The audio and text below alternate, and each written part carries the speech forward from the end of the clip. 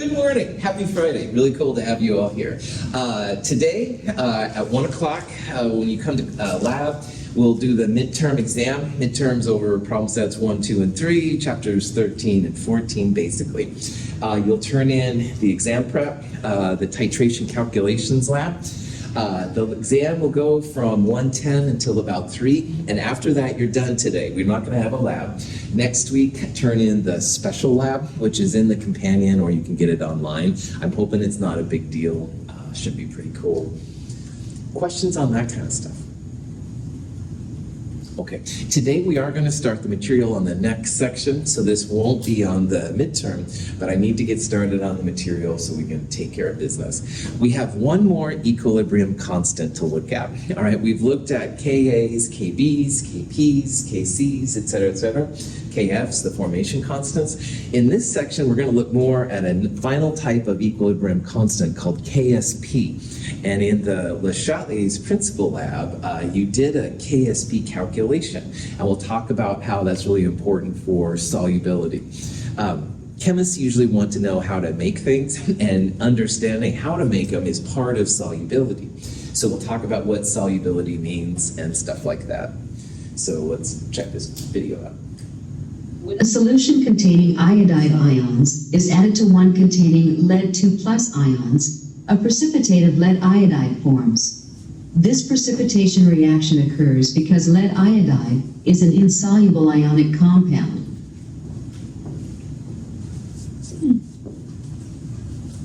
Hydrated ions release water molecules and form the ionically bonded solid. So that was really loud there, sorry about that. But anyway, this is an example of what it is. When something is insoluble, that makes a solid. And if you want the solid there, that's what you want to see, all right? On the other hand, we'll talk in this section about how maybe you don't want a solid around, how you can make it go back into solution, and we'll see all that. But first, I do want to have a quick review from Chem 221, all right? And in Chem 221, if you took it with me, you saw this, or if you didn't take it with me, hopefully you saw something similar. And this is the solubility guide from Chem 221 that we used. And I will refer back to it. It's just kind of a handy guide. In Chem 221, the guide that we're using here, everything on the upper left and the lower right was soluble. So as an example, if you wanted to know if barium nitrate was soluble, i.e. should you write an AQ next to it, which means it dissolves in water, or should you write a S next to it, which means it's insoluble, usually the ions that are with it will give you a key.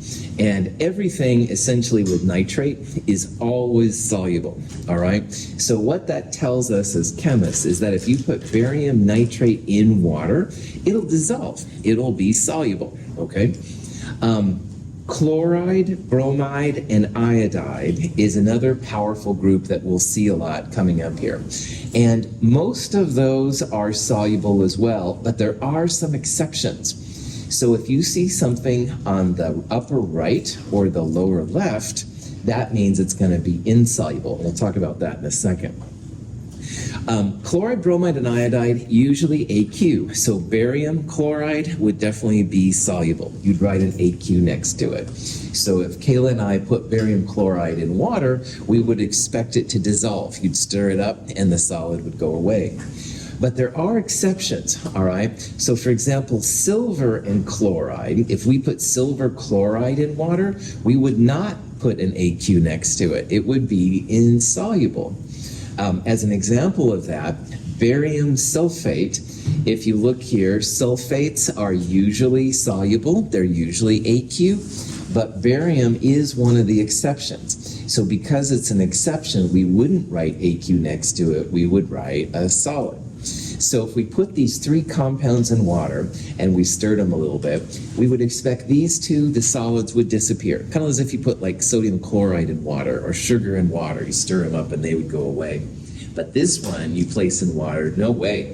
It's very insoluble. We would expect the solid to be seen and it wouldn't go away if we stirred it up and stuff. Most of the negative ions are insoluble.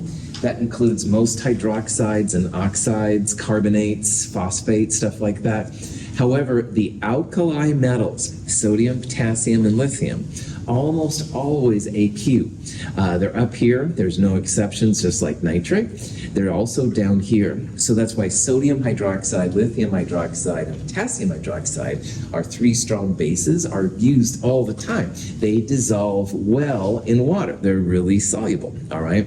It's nothing wrong with magnesium hydroxide or titanium 2 hydroxide. It's just that most of those don't dissolve. They stay around as solid, so they're not quite as helpful. Any questions on this list? Okay, so in Chem 221, this was cool, all right? We could make predictions as to if things would be solid or not, or dissolve or not. But we're gonna see there's a little bit more to it. At the time in Chem 221, we didn't have anything about equilibrium, and these are definitely equilibrium based. So let's talk about sodium chloride, table salt, and water. And when I was in high school, back in the day, and we were at McDonald's after a dance or whatever, I'm really dating myself here, but they used to have table salt at the counters, all right? And you could, that's terrible, I know. You could untwist the bottom of it and you could pour it out. Okay, well, my friends did that, of course, not me. But anyway, we would think it was really funny for whatever reason to do that and put a bunch of salt in a person's Coke or something like that. And okay, I really needed to get out more, I know, and listen to Japanese heavy metal. Clifford, thank you for the recommendation. However, sodium chloride is very soluble in water, all right? You put it in water and it dissolves really well. So my friends wouldn't see the salt because it would dissolve. There wouldn't be like any pieces in it. Sodium chloride is incredibly soluble. It dissolves really, really well. And on that thing from Chem 221 I showed, anything with sodium dissolves really well, but it is an equilibrium, and there comes a point where you can actually start. A small amount of sodium chloride is added to 100 grams of water. It dissolves. If we add more and more salt, eventually no more can dissolve in this amount of water. The quantity of salt dissolved in this solution, about 35 grams at room temperature, is a measure of sodium chloride's solubility in water. So if you add about 35 grams of table salt, which is quite a bit of salt, by the way, to about 100 milliliters of water at room temperature, you will start to see a solid, all right?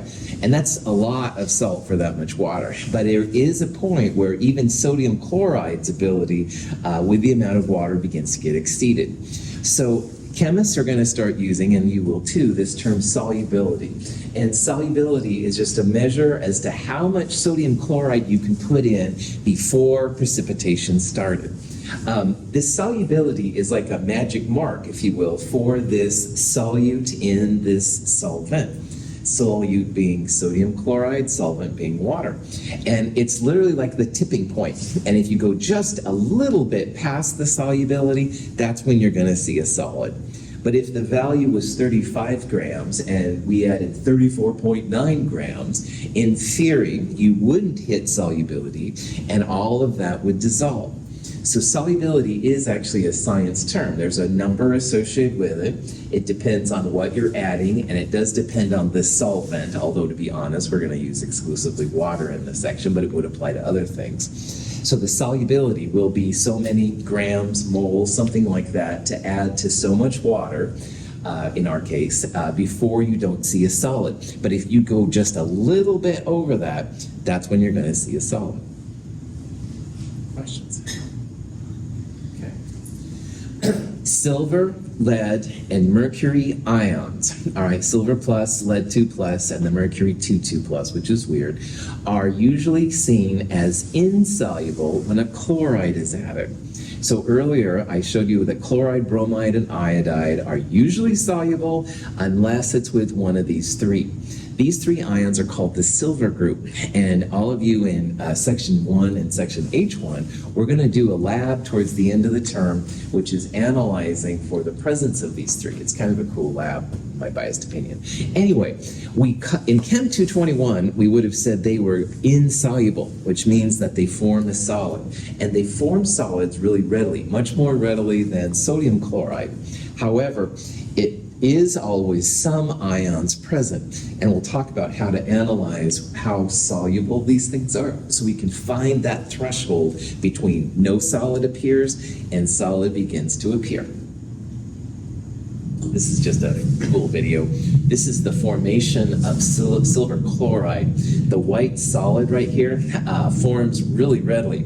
It doesn't take a lot. Because it's a solid, it precipitates out. The sodium and the When moderately concentrated solutions containing silver ions and chloride ions are mixed, the resulting solution is supersaturated with silver chloride.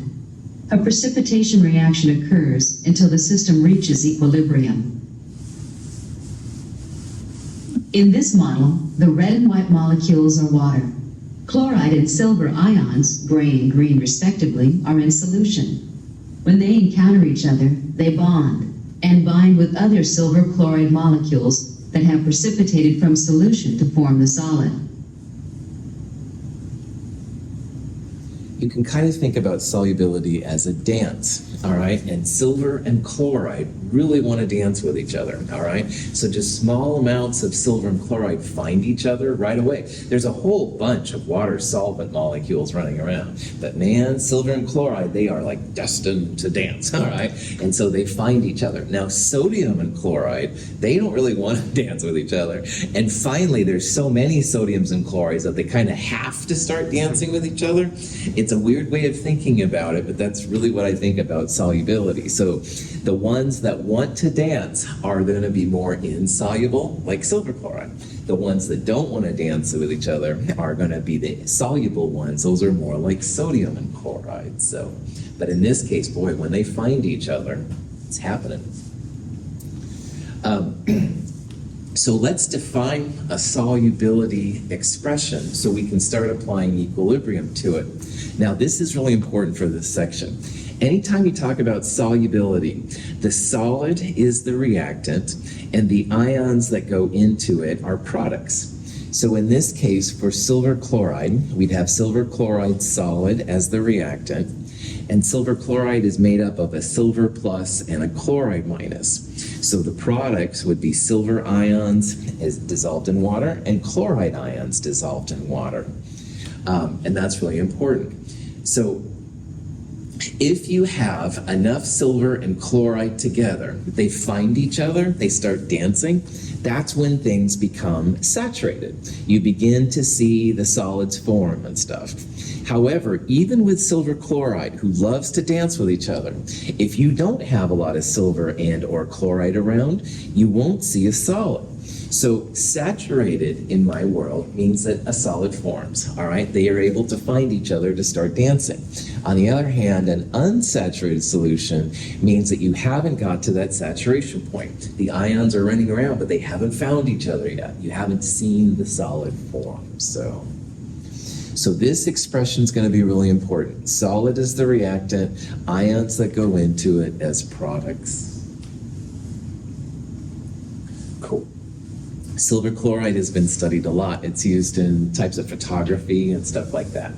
And the solution of silver chloride is declared to be saturated when the silver ion concentration equals 1.67 times 10 to the minus fifth moles per liter. Now, is 10 to the minus fifth, is that a big number or a small number? Yeah, it's small. Small, that's right, yeah. The solutions we've been using, like in the Le Chatelier's principal lab, 0.1 molar. Of course, the HCl was like 12 molar. That was crazy. But most of the things we do in chemistry lab about 0.1 molar. So this is 10 to the minus 5. This is pretty small. And what this tells you and me is that you don't need a lot of silver around to make silver and chloride start dancing. So the solubility of silver chloride, i.e. when we start to see the solid, happens at this point. all right? When silver ion gets to 1.67 times 10 to the minus 5, that's when you get to the solubility point. So in theory, 1.68 times 10 to the minus 5 is when you'd start to see the solid silver chloride form. So it doesn't take a lot of silver or a lot of chloride to make a solid happen. Now, chloride will be the same as the silver plus in this particular case. So we're having the silver in, this number and the chloride are 1 to 1. And you can see this from the stoichiometry, like 1 silver ion for every 1 chloride ion. So if you're able to make silver chloride form, you have to have equal amounts of silver and chloride. So the solubility again is how much silver or chloride you can have to make the silver chloride crash out of solution. So if the silver ion, which is equal to the chloride ion, is this 1.67 times 10 to the minus 5, we can use our ideas of solubility and equilibrium to start paying attention. So equilibrium expression for this thing right here, we would have silver ion times chloride ion, but we wouldn't have anything in the bottom because we keep solids and liquids out. So this K would be the silver ion times the chloride ion concentration, and you can calculate. If the concentration is this number to reach the point where the solid forms, you take it and you essentially square it to get 2.79 times 10 to the minus 10th. Now, in terms of equilibrium constants, K, this K is much less than 1. Does that mean more reactants or more products? Wait, that K is, are you comparing to a different K? Yeah, so this is a K. Okay. This K is less than 1. Are we going to have reactants? Reactants, Yeah. that's right. So in this case, using this definition of our equilibrium, all right, this is a really reactant favored K. And that means it's going to be easy to form the solid, the reactant side, all right? If this K would have been 10 to the positive 10, then we would have said product side, and we would have said, oh yeah, solid's going to break down and stuff. So notice here what I've done, all right? We have a solubility, which is this number. That's how much silver and chloride's gonna take to make a solid form. So the minute you go past this number, that's when you begin to see a precipitate. And it's pretty small, all right? 0.1 molar, usually in our lab, so 10 to the minus 5 is really small. So solubility tells us, yeah, the solid should form, but we can also see now from the K value, K is much less than 1, it's going to be pretty reactant favored. We're going to have a lot more solid than we're going to have the ions running around. So there's 2 ways here to talk about if something's going to dissolve in water or not. If your K is less than 1, then that means more solid, not as much product. On the other hand, you can use the actual solubility number, this thing right here. It's pretty small. That means it's going to be pretty easy to make the silver chloride. Cool. So this KC has a special type of designation. We've seen, like, for example, a Ka for the weak acids and Kb for weak bases. This is what they call the product of solubilities, i.e. we took the solubility of silver times the product times the solubility of chloride. So it's called a KSP.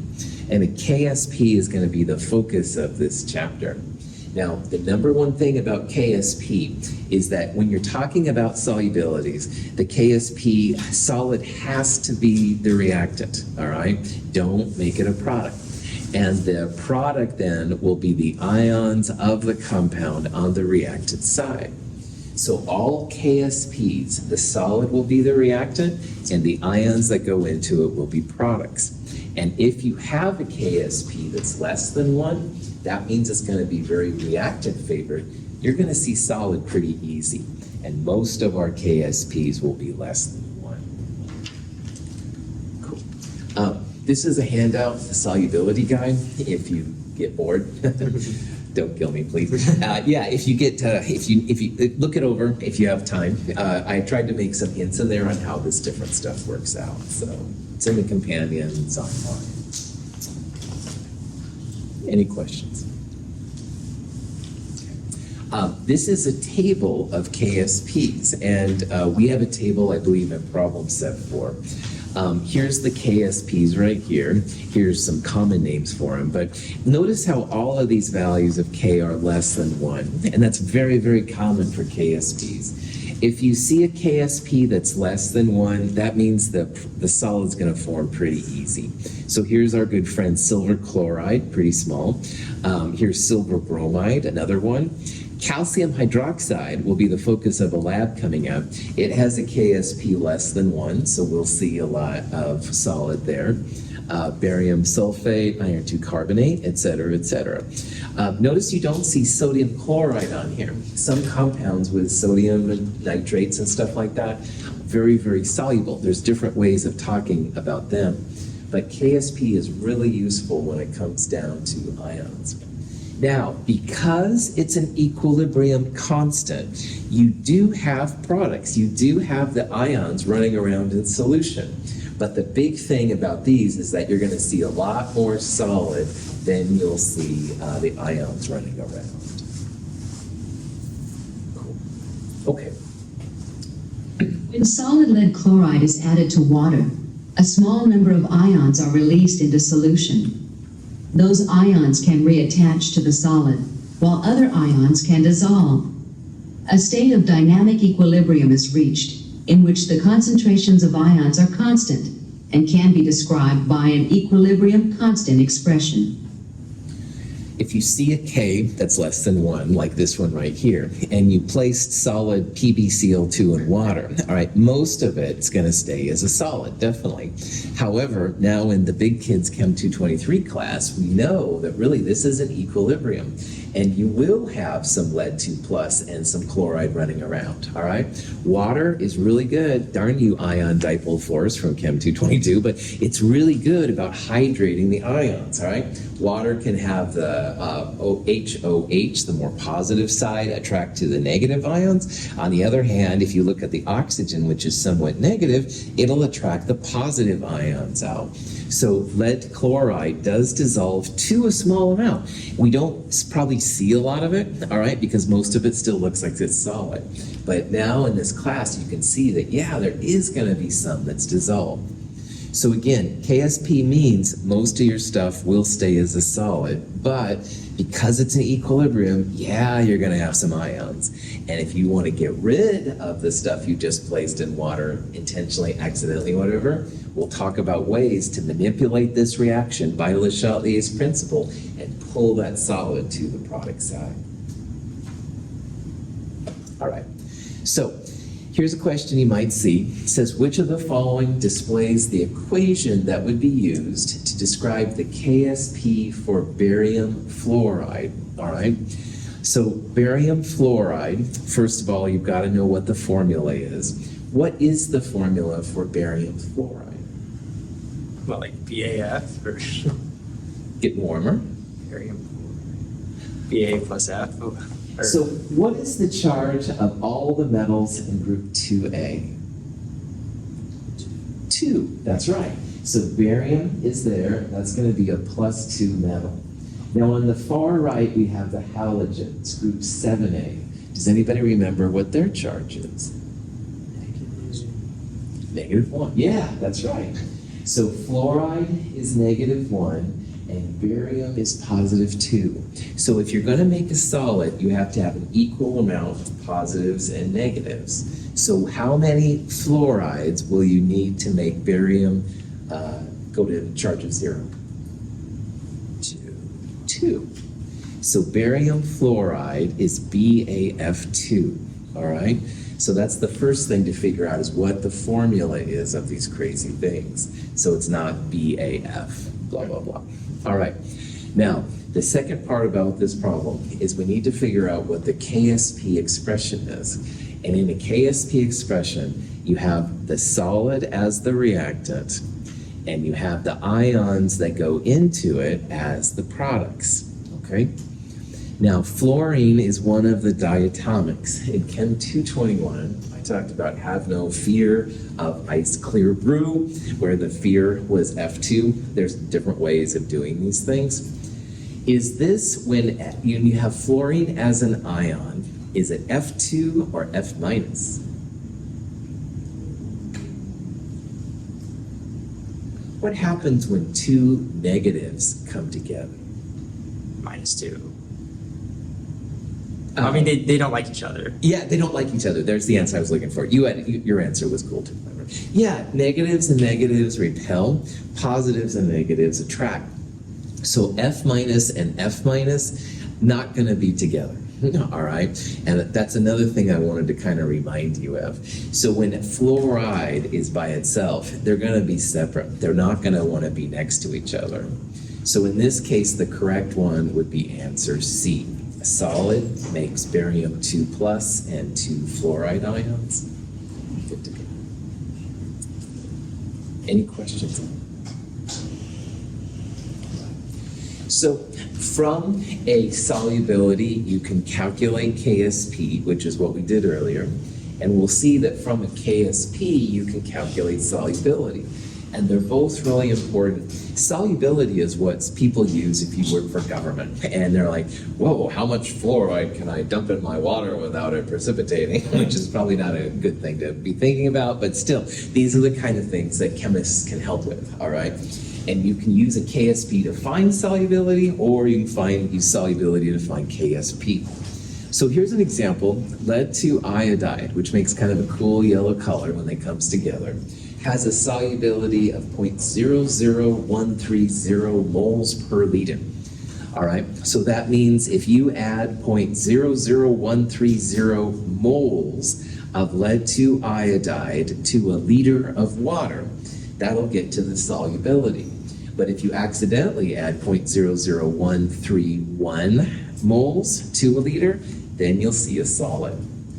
So we can use this information to calculate the solubility, the KSP of this PbI2. Now, if you remember, the solubility refers to essentially like how many moles of the solid it takes to break down. So solubility is always going to be how many moles of solid dissolve in a liter, at least the way we're doing it, okay? So in this case then, solubility of the PbI2, the moles of PbI2 that dissolve in a liter, will equal the amount of lead 2 plus, because 1 PbI2 makes 1 Pb2 plus. So in this case, the lead 2 plus is also 1.30 times 10 to the minus 3, same as up here. It's a 1-to-1 ratio. How would the solubility of iodide here, how would the solubility compare to the amount of iodide that's present? Double. Nice job, Caleb. That's right. Iodide is twice the lead, all right? 1 lead 2 plus for every 2 iodides, or the solubility of PbI2 times 2 will equal the concentration of the iodide. So we're back to good old Chem 221, looking at stoichiometries and stuff like that. Solubility equals lead 2 plus, solubility times 2, or 2 times the lead 2 plus, equals the amount of iodide. So in this case then, we want to calculate K. K is going to be products over reactants, just like we've done before. So in this case, it's lead 2 plus times iodide squared. So we would take this number, pop it in right there. This thing squared would be the iodide, but notice what I've done right here.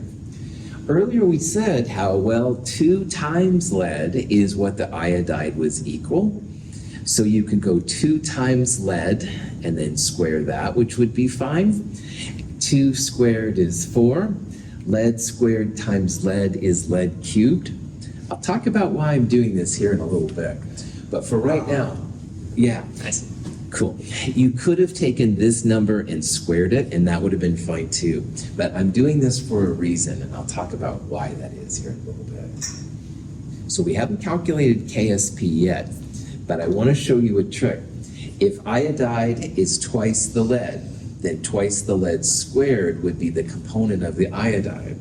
And 2 squared is 4, lead squared times lead is lead cubed. Okay.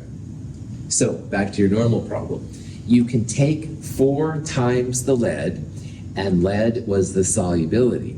4 times the solubility cubed to get KSP. Now again, there would have been nothing wrong in this calculation of taking the lead times twice this number squared. That would have been totally fine too. But there's a reason why I'm doing it. If you want to talk in terms of solubility, then solubility to the 3rd power times 4 is one way to get KSP. You could have done it the lead times iodide squared. Why are we doing this, Dr. Russell? I'm so glad somebody asked. Sometimes you'll have a value of KSP and you'll want to find the solubility. So you'll have this number, which is the equilibrium constant based on the compound, but you'll want to know how many moles per liter it takes to actually start seeing a solid. So you can use what I will refer to in a little bit here as KSP equals 4 times x cubed. X is the solubility. X cubed times 4 will give you KSP.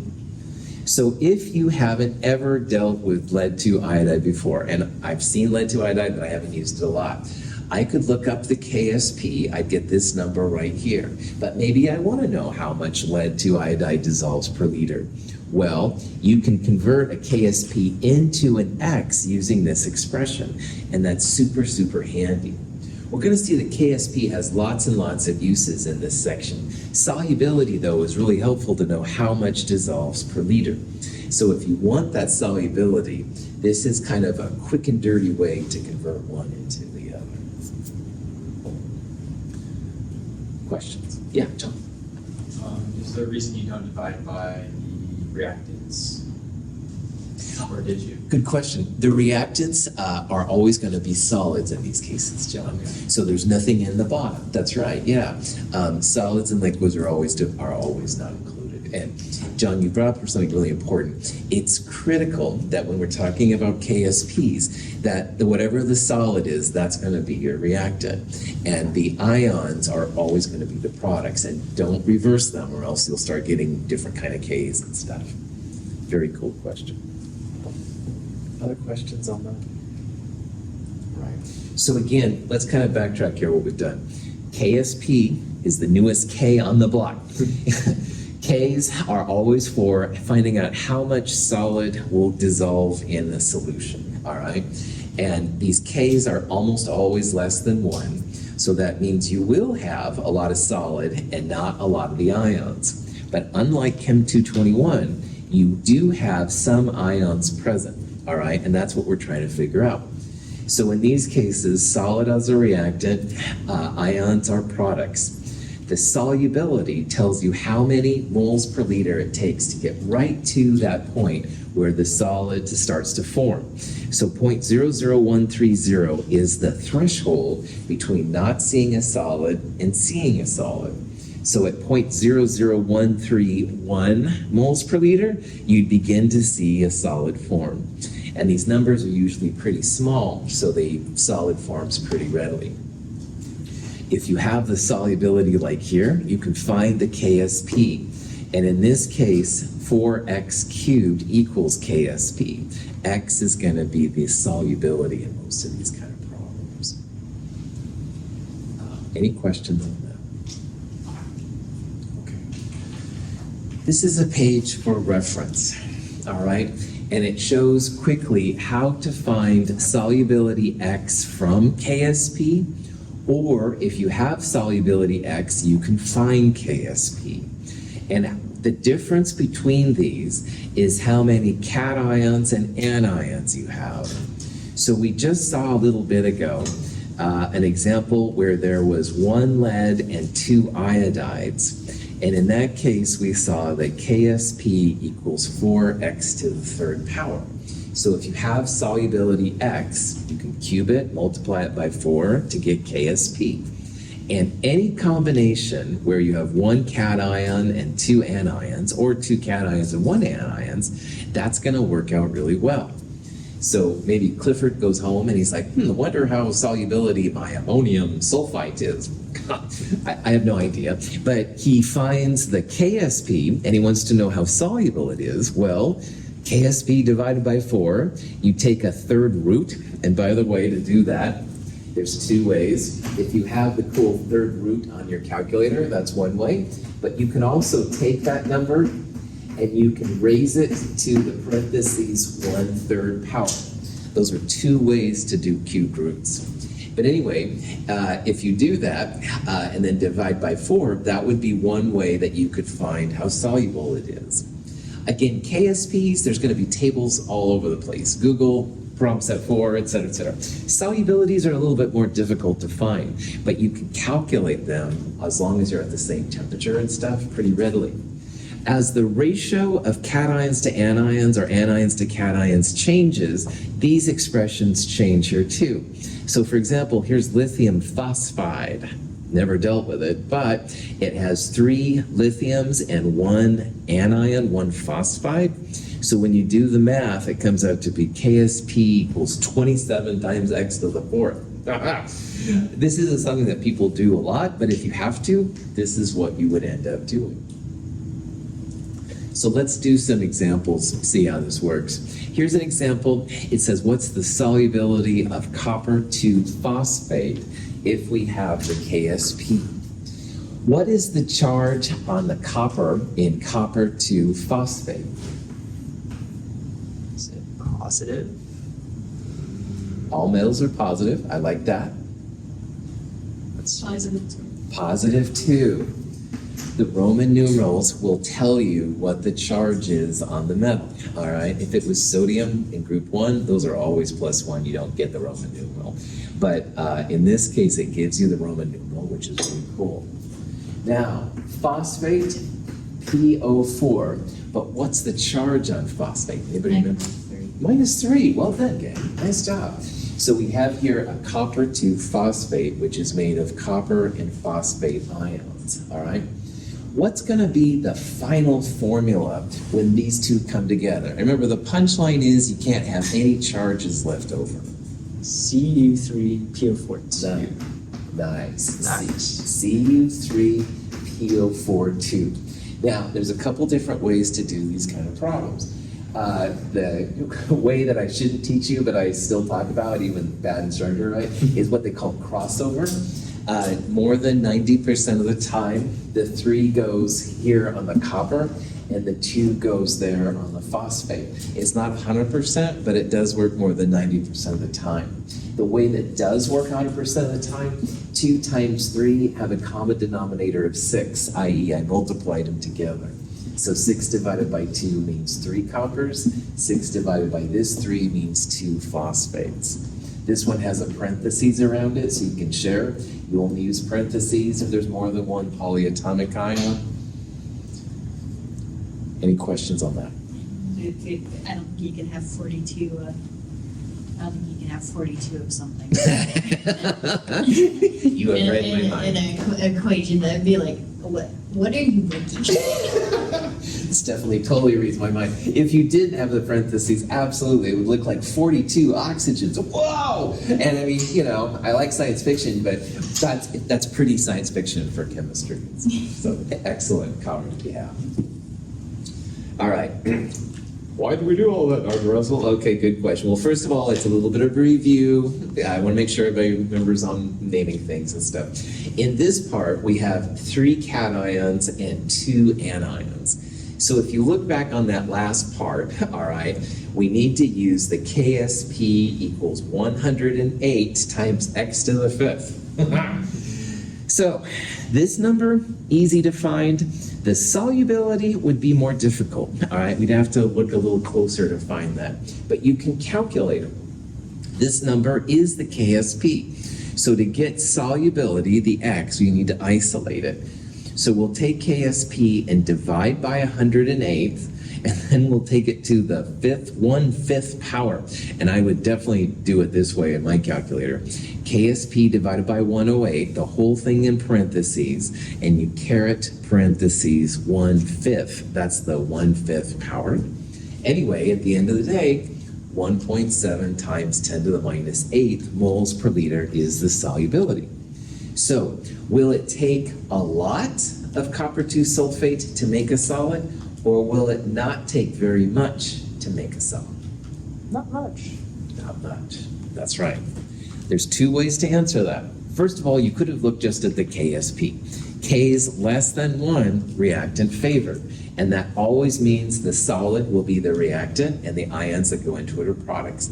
If this K is less than 1, you should see a solid.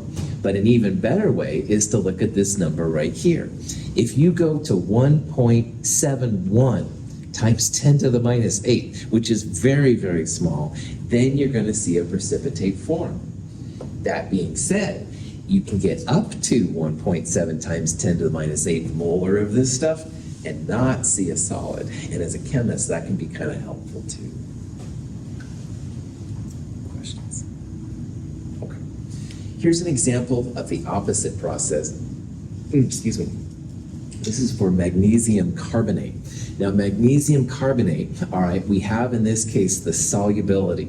So we measured out so many grams per so many liters of water, and we found that the solubility, 2.6 times 10 to the minus 3. So ideally then at 2.61 times 10 to the minus 3 moles in a liter, that's when you'd see a solid. But right up until that point, you won't see a solid form. So we can take the solubility X and turn it into a KSP.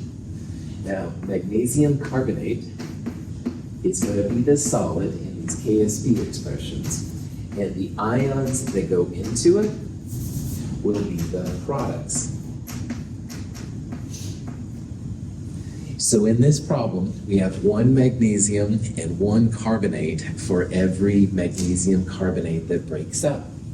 So the KSP, going back to what John said earlier, their solid is the reactant, so it doesn't appear. It would be magnesium times carbonate. If they're the same, it would be X times X, X squared. So the solubility, this number, equals the amount of magnesium 2 plus that forms and the amount of carbonate. So it's like X times X, X squared. If you square this number, that's going to give you the KSP. So in this problem, the KSP should be about 6.8 times 10 to the minus 6. Any questions? Cool. So, barium sulfate has a solubility X of 1.05 times 10 to the minus 5. And the question is here, what is the KSP value? So, what is the formula for barium sulfate? Ba is 2 plus, and the sulfate is SO4. Is it 3 minus? No. What's the charge on a sulfate ion? You're close. 2? I don't know. 2 minus. All right. Yeah, so barium is positive 2 and sulfate is minus 2. So in this reaction, barium sulfate, BaSO4, is going to be the reactant. Now on the other side, we're going to use those charges, all right? So barium and sulfate will be the charges. So in this case, the KSP, and remember for KSPs, you have to have the solid be the reactant. KSP will be the barium concentration times the sulfate concentration. Each of those is equal to the solubility.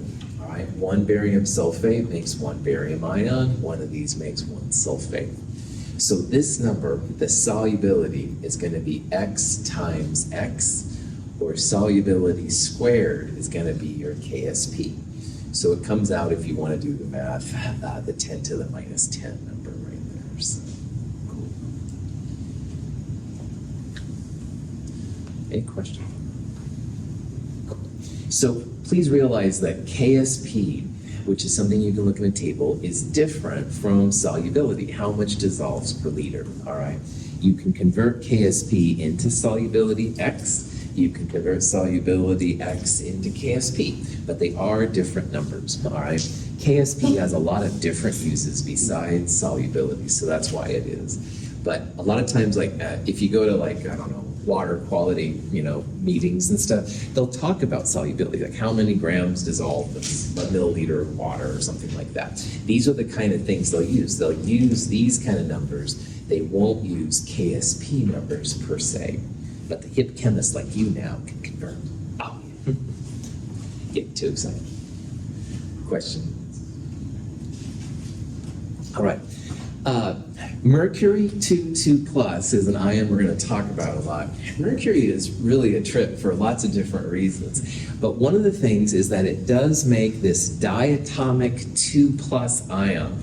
And people have tried to tell me why they think it forms, and honestly, I'm not convinced anybody does. But unlike sodium plus and magnesium 2 plus, for whatever reason, big, bulky mercury, the orbitals overlap, and the mercury 2 plus ion is actually stable, which I find kind of interesting as a scientist. But anyway, it is something that exists, and it's different from mercury by itself, 2 plus, or 2 Hg plus ions. It's very strange. This is only something that mercury does.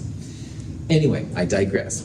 KSP for the mercury 2 plus ion when chloride, 1.1 times 10 to the minus 18. Now, looking at this number, does that mean we're going to have more solid or more dissolved ions? More solid. More solid, you bet. K is less than 1, more reactant, more solid, not as much ions, okay? So let's say that Stephanie and I are looking in her grandfather's garage. I don't know, Stephanie, fill in the blank, something cooler than that. But anyway, we find a bottle and somehow of this mercury 2 plus of 0.010 moles per liter. Now, you don't want to have mercury around, all right? Mercury and lead and stuff like that, they're better to kind of get rid of them. So, oh man, so Stephanie and I say, okay, we got to get rid of this mercury. Well, we know that if we add chloride will react with mercury and make this solid. And if we make the solid, we can filter it using filter paper or something like that. We can take the solid, send it away to be disposed of safely, stuff like that. But you don't want to leave it around as a liquid because it's pretty bad. You pour it down the sink, it goes into the fish, blah, blah, blah. So the question that Stephanie and I need to ask here is, what chloride ion concentration do we need to begin the precipitation of the Hg2Cl2? Like, will it take a lot of chloride or a little bit of chloride? Okay? And these are the kind of questions that you can answer when you think about what KSP is all about. So what we're trying to really figure out here is how much chloride do we need to buy, all right? And chloride's usually cheap, table salt, HCl, stuff like that, but we do want to know like how much it's going to take. So what is the maximum chloride that we can add before the Hg2Cl2 begins to form, all right? And once we go past that, then we'll be able to make the solid form and stuff like that. And this is what the KSP expression's all about. Now, mathematically, this is not the most difficult problem. This is KSP, this is the mercury ion concentration, and we want to solve for chloride ion, which comes out as chloride ion squared, but we'll take the square root of it. So what we can do then, KSP divided by the mercury ion is equal to chloride squared, but we want chloride by itself. So we'll take the square root of that whole thing, and we get 1.0 times 10 to the minus 8th. Now this is the moles of chloride we need per liter. Is this a lot of chloride or a small amount of chloride? It's relatively small. Relatively small. I like that answer. You bet. 10 to the minus 8th, you can almost sneeze and you'll have enough chloride in to make a solid. It's a very small amount, but relatively, absolutely. We should always think about that. So the minute that Stephanie and I get more than 1.0 times 10 to the minus 8th, like 1.1 times 10 to the minus 8th, then we're going to start seeing a solid. Now, I'm going to go through another example real fast here, and we'll talk about this on Monday. So now we'll say that Stephanie and I raise the chloride to 1 mole per liter. We dump in 1 mole per liter of chloride, and the solid Hg2Cl2 starts to form. We add chloride, the reaction shifts left, the mercury ion is going to start decreasing as the solid forms. So the question is, what's the mercury 2 plus ion left at this point? Well, using KSP once again, we can take that, divide by the chloride to find the amount of mercury that's left. And you get the really small 1.1 times 10 to the minus 18th. Now, why this is cool for chemists is we started with a solution that was 10 to the minus 2, and we got it down to 10 to the minus 18. So that's getting rid of a heck of a lot of mercury, all right? It's not zero, but it's very, very small. And on Monday, we'll talk about what it means to have a safe amount of a chemical running around. But this is another use of KSP besides solubility, and it can be super helpful for getting rid of ions. Questions? Okay, I'll see you all today at 1 o'clock, 1:10, 2501. Thanks for being here. Have a good day.